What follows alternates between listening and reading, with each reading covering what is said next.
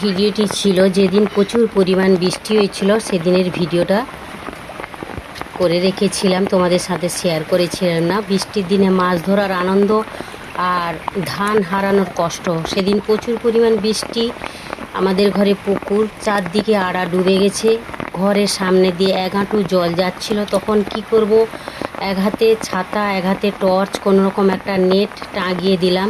দেখি একে একে মোরাল মাছ এসে জলে আটকে যাচ্ছে। আমি একাই আনন্দ করে মাছ ধরছি, কিন্তু আনন্দের সঙ্গে তেমনিও মন খারাপ হচ্ছে। চারপাশে জল দেখে মনের চিন্তা হচ্ছিল। পুকুরের চারদিকে ডুবে গেছে, এদিকে মাঠে রোপণ করা ধান পুকুরে জলের নিচে তলিয়ে গেছে, জলের নিচে তলিয়ে গেছে।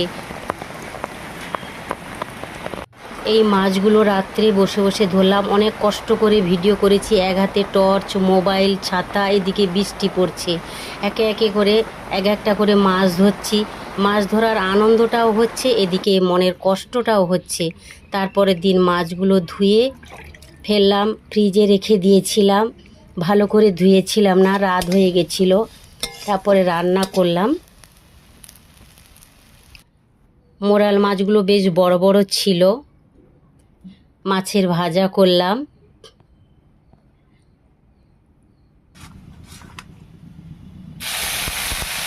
প্রচুর পরিমাণ বৃষ্টি হয়েছিল, এদিকে বলে এদিকে নয়, সব দিকেই হয়েছে। অনেকের ঘরের ভিতরে জলও ঢুকে গেছে, সব জায়গায় বন্যা হয়ে গেছে, খুব খারাপ অবস্থা। মাঠে ধান জমি সব শেষ হয়ে গেছে। ধান না হলে আমরা খাবো কি বলো? মাছের মিষ্টি মিষ্টি তেঁতুল টক করলাম।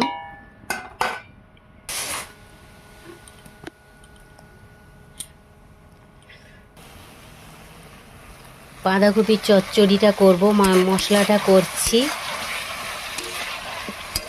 এত বৃষ্টি হবে মানে ভাবতেও পারা যায়নি। মানে ঘরের সামনে মানে বেরিয়ে পড়লেই ঘরের সামনেই জল। এত জল কোনো দিন দেখিনি।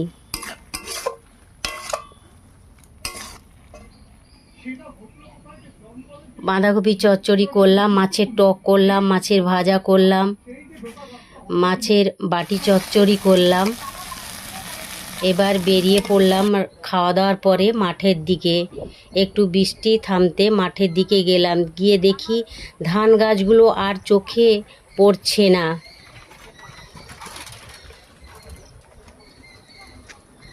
কৃষকের কষ্ট, প্রকৃতির কাছে মানুষের অসহায়।